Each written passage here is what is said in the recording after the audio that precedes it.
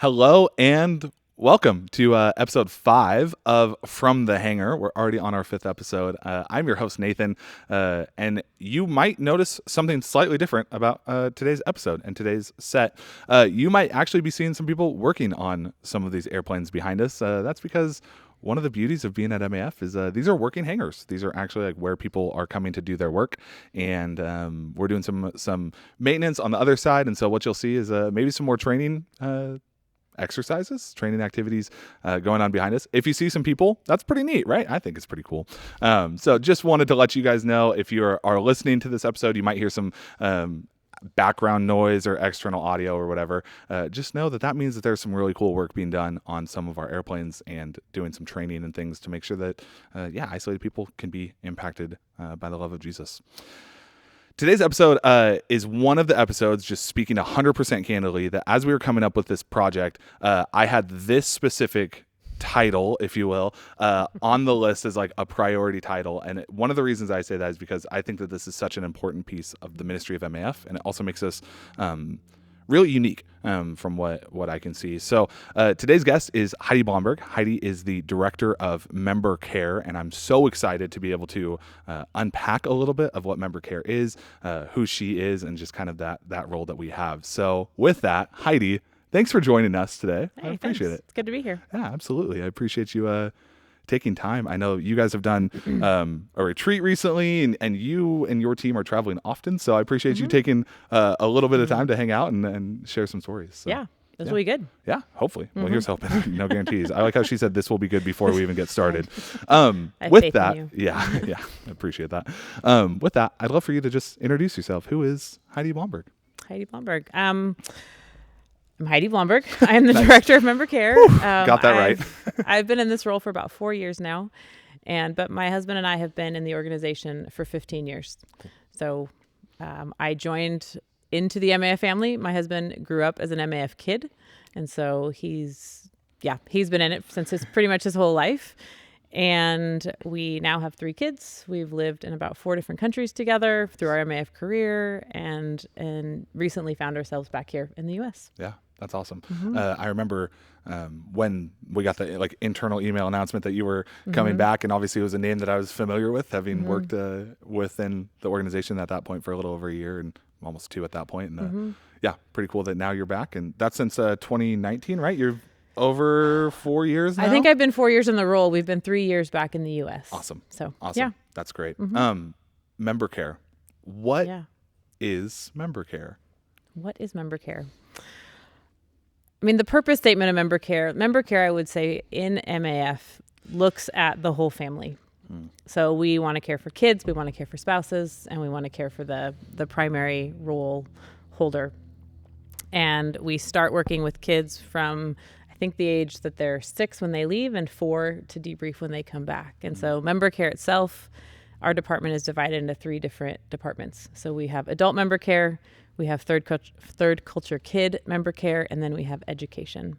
Cool. So the staff kind of intermixes in that doesn't break up as evenly, but we look to help all of our staff members flourish kind of as image bearers of Christ. So we want to support them through educating them, through equipping them, through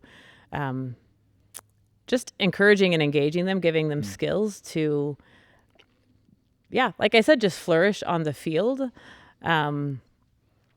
Within education, we support homeschool families, and we support teachers who are actually on the field teaching the children, and we do any extra learning support that is required for families who need some affirmation or just need extra support for the learning of their kids.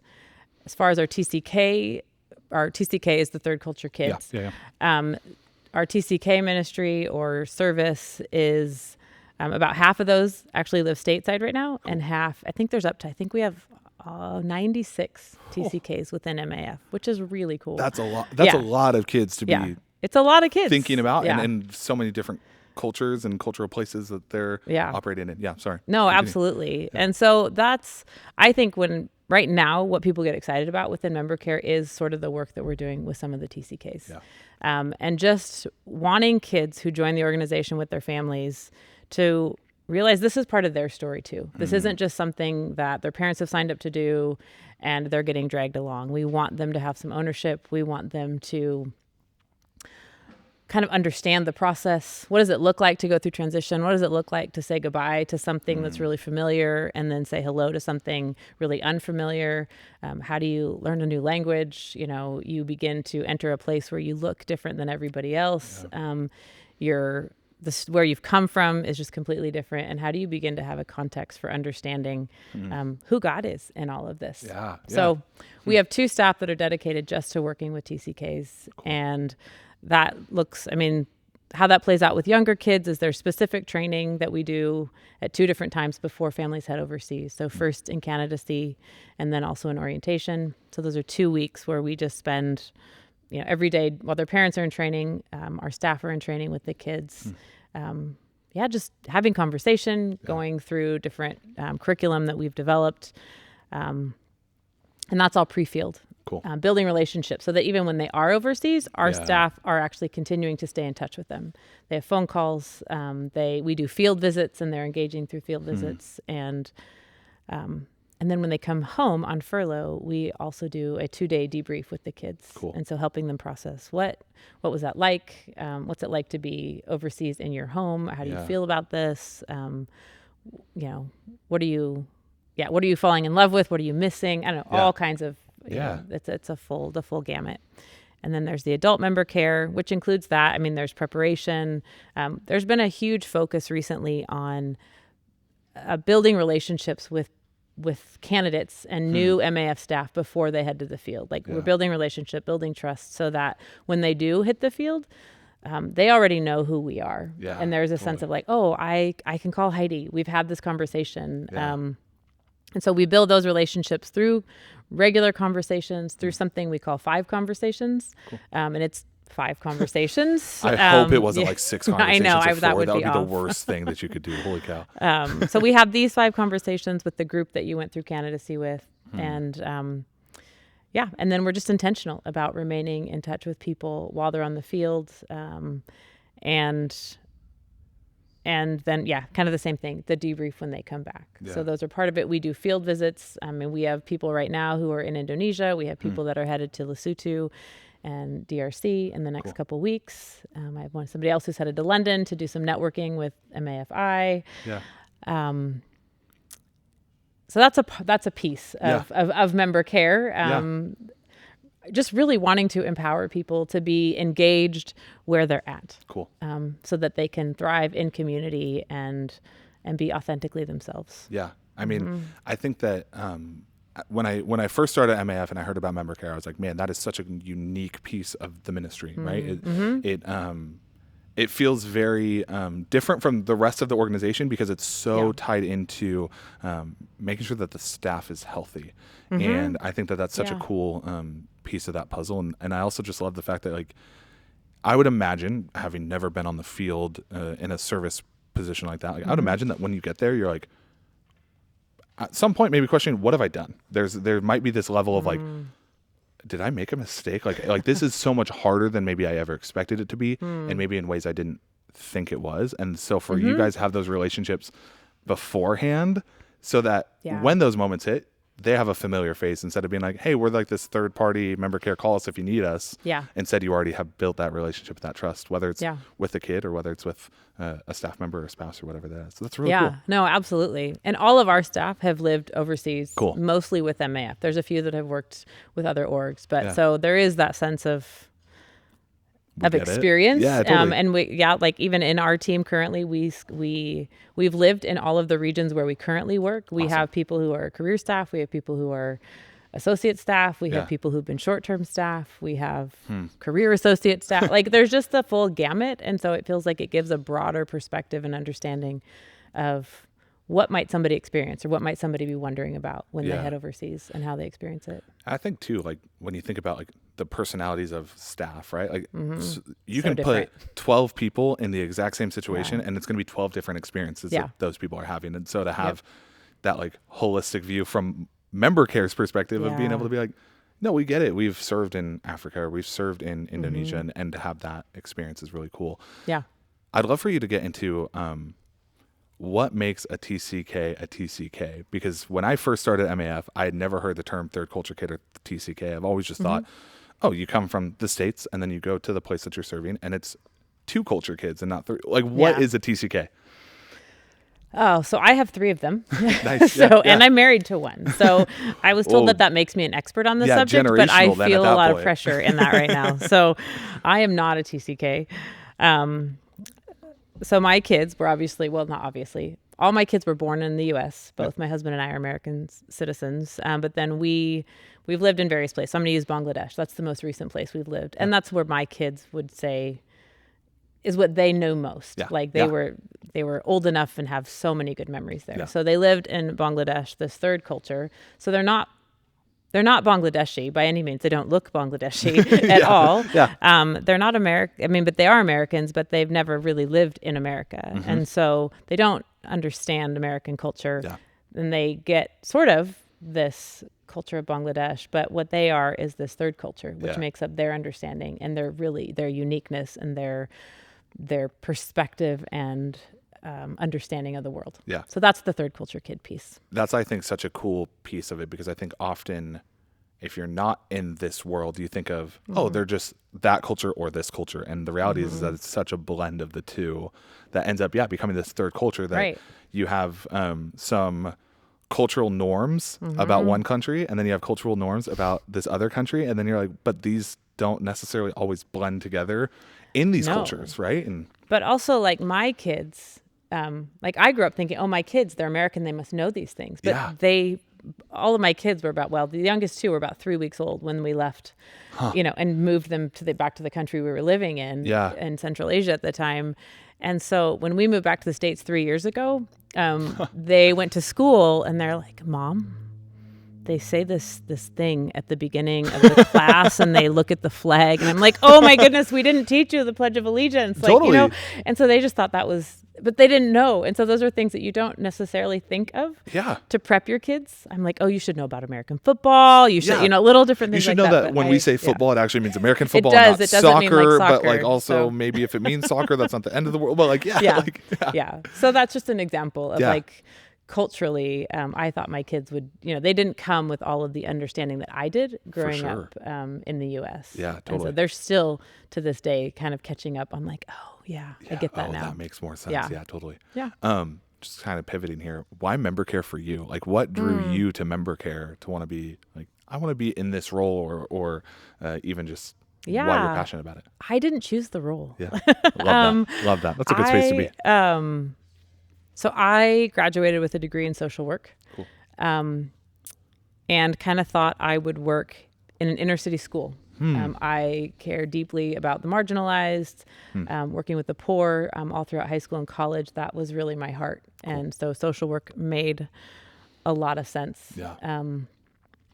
And after college, I ended up, what did I do after college? I started working with an organization called Food for the Hungry. I moved overseas to Peru. Awesome. And just loved what I was doing. In one of my roles with Food for the Hungry, sorry, this is getting a little bit more into that is what I want. A little more depth. This is what I want. So one of my roles landed me in Indonesia after the tsunami. I was invited to go help lead our tsunami relief response in Indonesia. Wow. So that's where Mark also happened to be, and he was running the internet cafe on the UN base camp. No way. And so that's where my husband and I met, and he was there with MAF at the time, running this internet cafe. And so when I met Mark, he knew he was kind of headed in this trajectory of MAF, and so that was, if I chose to pursue him or allow him to pursue me, like, it was going to land at MAF. So. But my heart had been really defined at a younger age of like, I want to work with the poor. I want to work with marginalized people. I want to know how to advocate for those who don't even really have an understanding of what that means. Yeah. Or,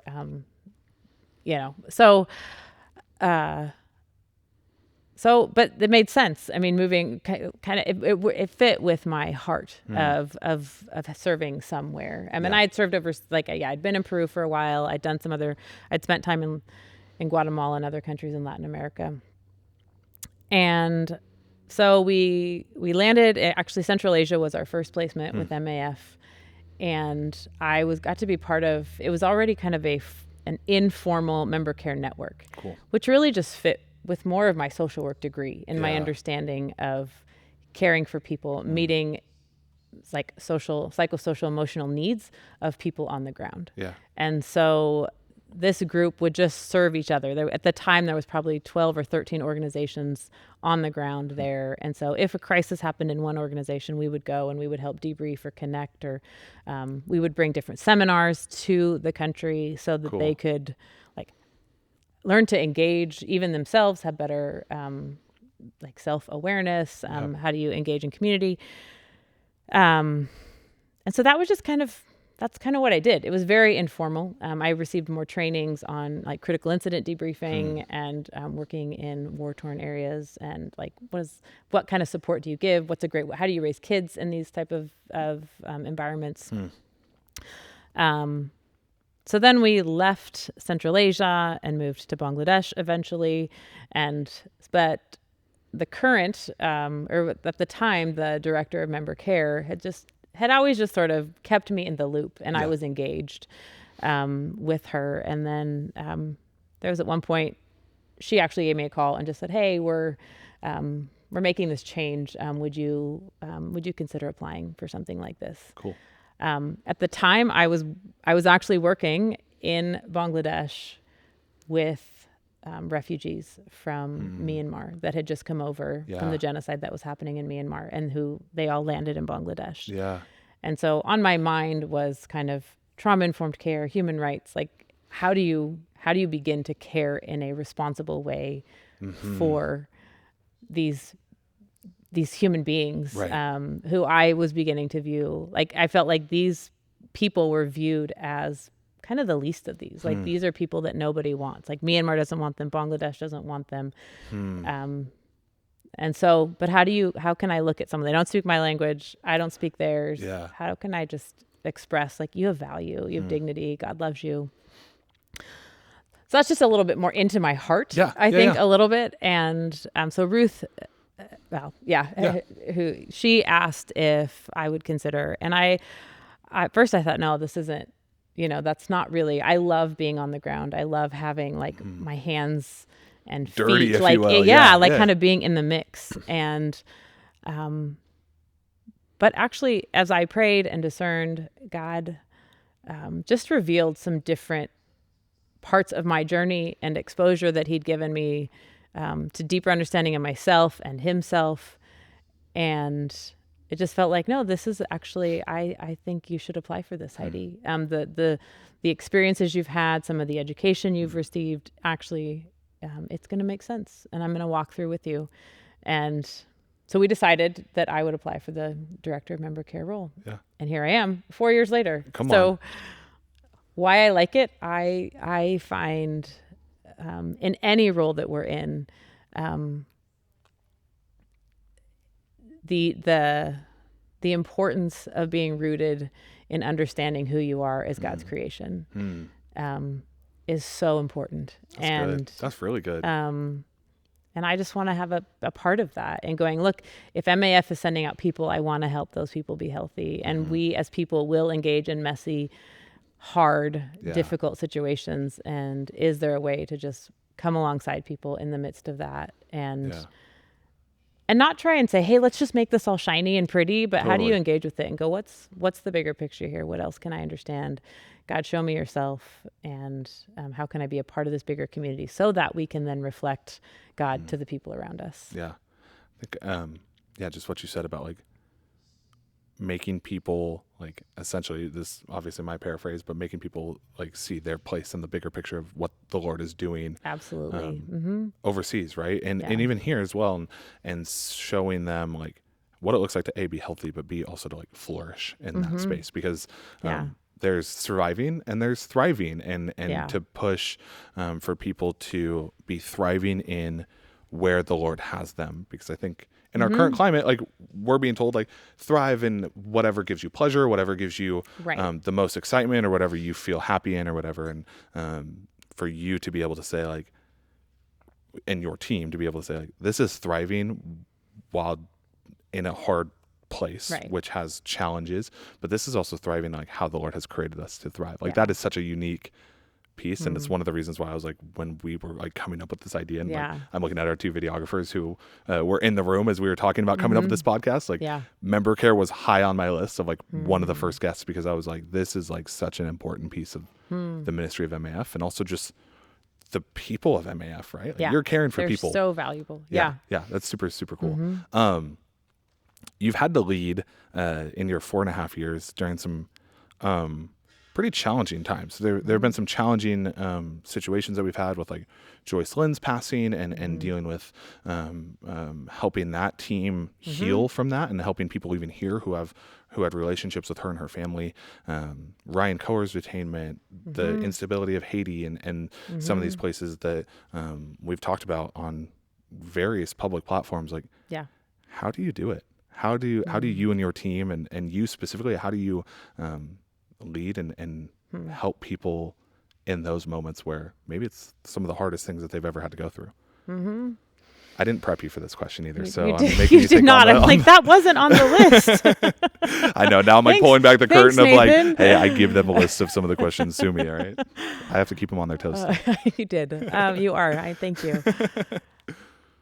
One, I think you highlighted, it's not just me, and so there is a team of us, and so there is that togetherness to go, hey, we're going to respond to this, and so let's, coming together, praying together, even sharing some of the resources, like how are we going to reach out? So there is some level of strategy, even I would say, that we come together before we kind of launch out, and either send an email to reach out and say, hey, we know that this happened and we want to be available to you, whether that's talking, praying, just listening.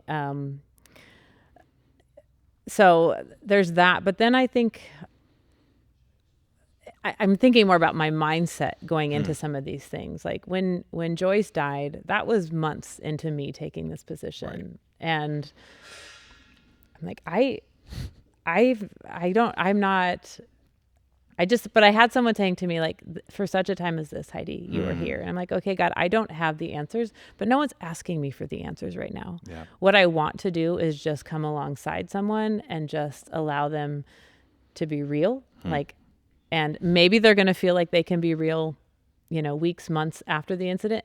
We're still connecting with people as they process her death. Absolutely. And so it really, I don't know, this sounds cliche. We're meeting people where they're at. And I want to learn to be okay with that and go, I'm not trying to push you on to something else or to be in a different place, but learning this is helping people acknowledge I'm in so much pain, or I am so sad, or I'm so angry, or, and let that be, and let that sit for a little while. So sometimes that's sitting in tension with people. Sometimes that's rejoicing with people, because they're seeing some clarity. But the sense is I don't have to have the answers. And that's not what God's asking. And that's not usually what people want me to have. Like, well, this is what you need to do. And then we can wrap up that grief and you can move on. It's maybe the worst answer that you could have, right? Yeah. Like I think of like when people are like, exactly. like I'm coming to them and being honest and being like, hey, this is like where I'm struggling or whatever. And they say like, well, you should do this. It's like, that's not what I need in that, in the most raw moment. Right. Like, and so what most people need is just to be heard. And so, I mean, our team and myself, we have a lot of training in critical incident debriefing, even in active listening. And I mean, we can direct a conversation and we can direct through the grief curve. That's why my hand is going like this. But again, I think at the end of the day, we're there to listen to people, specifically in situations like this. Meeting people where they're at is something that I love. I love that. And I mean, one of the organizations I love, Young Life, is very similar to that, of like, they want to meet kids where they're at. And I mean, that's essentially what we're doing at MAF, right? Like, we're meeting people, whether we're on the field and flying to the villages that people are living in, or living in the places that they live in, or for you guys, like meeting people sometimes in their highest of highs and lowest of lows. Like, you are meeting them where they are at. And that's so cool. I love that. Well, and I think that just to validate for people, like, we go wanting to have this massive impact. But often the biggest impact is it's on ourselves when we're there, and seeing God work in us and using, people in the villages or people in the mountains or people on the coast, and just understanding the bigger picture, and the world is just so much broader than I thought it was before I landed in some of these locations. For sure. For sure. Okay. So, you can obviously get as deep as you want here. How do you prioritize your mental health as you're meeting people in their highest highs, lowest lows? The reason I ask that is because I think a lot of people don't know that balance. I will be honest, I don't always know that balance of like taking care of myself and taking care of somebody else and meeting that. Like, how do you do it? Yeah, that's a great question. I really appreciate it, actually. There's a couple things. I don't always do it well. Totally. My husband will attest to that. I would say one thing I do is I meet with a spiritual director on a monthly basis, which just helps me kind of stop and reflect and go, what's God doing right now? What can I be aware of that's even just bigger than me, but I'm a part of something else? So that brings perspective. One is just how, like, the only consistency about my day and my schedule is probably my morning and my evening. And so, but my morning is consistent with making my coffee. Love it. Letting my dog out. Nice. Heck yeah. And sitting in the dark in silence. And just saying, okay, God, here I am. I'm waking up. And I acknowledge different emotions that I'm feeling. Sometimes if I wake up anxious or if I wake up really peacefully, like, I'll just think through those things. And then beyond that, it could look any way. Usually it's, I might read scripture, I might journal. That's a little less known, but it's a slow start to what could be a really chaotic, busy day. Totally. And then at night, as a family, we sit and we do some reflective prayer. I guess we pray together as a family. We listen to a prayer of examine, and we close out our day like that and pray for each other. So even just those pieces of rooting myself and reminding myself of truth and reminding myself of realities that are bigger than my own. Yeah. It's not all spiritual. I also walk and run a lot. And so, but that's part of it, is just being active, realizing there are things that just take so much out of me that I have to do things that are filling me up as well. So part of that is just, one is being outside. Cool. That could be running, that could be gardening, that could be just literally sitting outside. So those things, and the other thing is to make sure that I'm still prioritizing my kids and my family. Like, that's an important thing.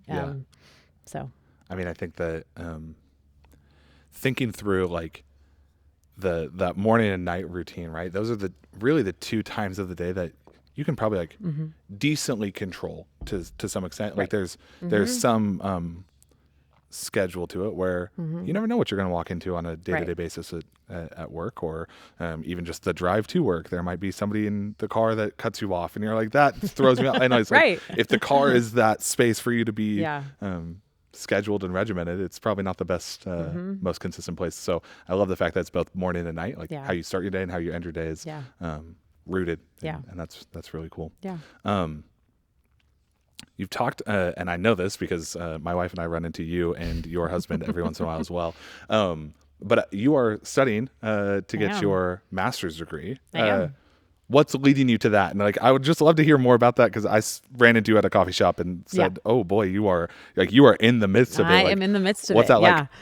On top of a busy schedule, like you are full time working, and then also like a mom and a wife, and then also like you add in like. And then I chose to go to grad school. Yeah, are you sick? Yeah, I might be, but I love it. I love learning, and I think knowing what I know about myself is how I learn. And my husband is so much different. Like, he's like, I want to learn about this, so he'll just go read and study and research until he knows it all.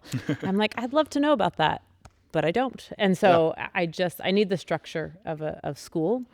Like I said, my bachelor's degree is in social work, and I'd always wanted my master's degree. And so I would periodically Google it throughout like life, since I graduated 20 some odd years ago. And I found the program, and it was focused on human rights and trauma-informed care.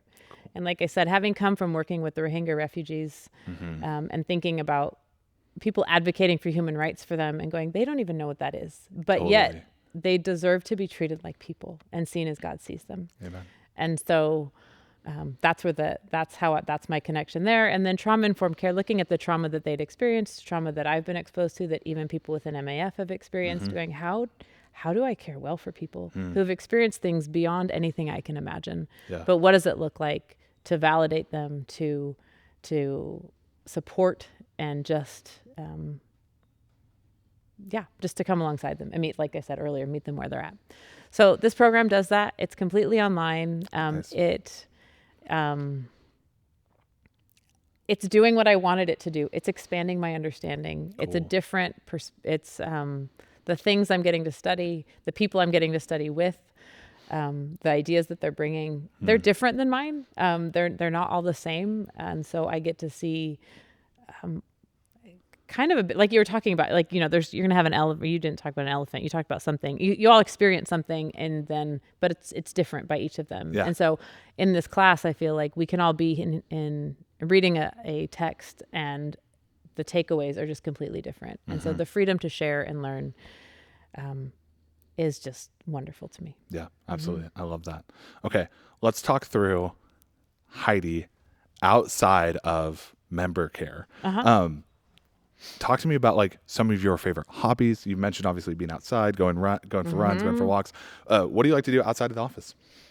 Outside of the office. Well, those are things. It is. I mean, I'm attempting to learn how to garden. Oh, come on. Yeah.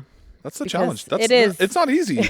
I get that. But so we have successfully grown some tomatoes and peppers and a few other things. Nice. So that being a part of I have 3 very busy, active kids. And so part of my kids are my hobby. I mean, I would say like they all play soccer. So I am an official soccer mom, I would say, but I claim that, and I'm very proud to be a soccer mom. We even drive a minivan, so there you go. Orange slices? Do you provide orange slices? I don't know that I do the okay. orange slices as well, fine, but I mean that's the minivan is good enough. I'll take that. I love running and exercising, and we love skiing. So being that we live close to Bogus, we ski a lot in the winter. I would say reading, but most of my extra free time is literally in school right now. Yeah. So, but when I have a large amount of time, I do enjoy just kind of diving into the readings that I get to do. Yeah. I was going to say, I'm asking hobbies right after I talked about right. masters. So there's not a lot of It wasn't of the smartest time, question on my end, yeah. but whatever. You mentioned books, music, podcasts. What are some of your favorites that you enjoy? Favorites. Or that you're reading currently that you would recommend or that you enjoy? Yeah. I just finished a book called Poverty by America, which I really enjoyed. Nice. One of the books that I loved was Eugene Peterson's memoir. If you've read that, familiar with if it. you I've not read it, but I would suggest reading it. And then I'm in the middle of reading Beth Moore's, but I can't remember the title of it right now. Yeah, All something. Something. Yeah. So it's her memoir. Cool.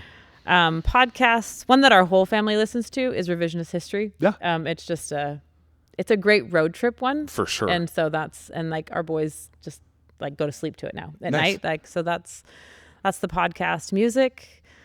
My husband's going to be so disappointed, but I listen to country music. Oh. And so I'm so sorry. I like all of you are so disappointed right now. And so thanks so much for this episode. We'll see you later. But we're talking about being authentically ourselves, I'm showing up as I am, and I feel So we're also in Idaho, so I can't really judge it too much. Exactly.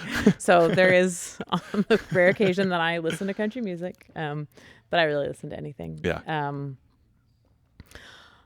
What else? Yeah, music. That's kind of. That's probably a good smattering, I guess. Oh, yeah, it's a bit 100%. of a glimpse into Heidi and her hobbies. Absolutely. I love that. What I do. I love that. Minus the country music, but again, I'm not judging. It's not, you're being I enjoy good coffee. Does that gain me any points? Thank you. And we often run into each other at a similar coffee shop that we just really enjoy. So I was like, for this episode specifically, I'm like, we're leaving the coffee on the table. We're drinking coffee. Like it's got to be done. Thank you. I appreciate also it. Local. Come on, Dawson Taylor. Yeah. Awesome. Well, the last question that I have for you is maybe just a little bit more retrospective or introspective, not retrospective, of your role can be a little bit more secondary to like the impact that's being had on the field, right? And so naturally there might be this disconnect at times of what you specifically are doing and what's being done on the field. But I want to like peel that layer back and just how do you see your role contributing to the overall health of the ministry and what's going on the field and at headquarters? And I'd just love to know your personal take on that. Well, I love that I'm not, like I said earlier, I love being like in the weeds and on the ground. And I'm far removed from that right now. Yeah. In my role, I get to care for a staff of there's about 9 staff that are on my team. And so your question about how do I manage my own mental health and self-care, like I get to look at these 8 or 9 people and go, how are you guys managing this? What do you need? Because like people within MAF are our greatest resource.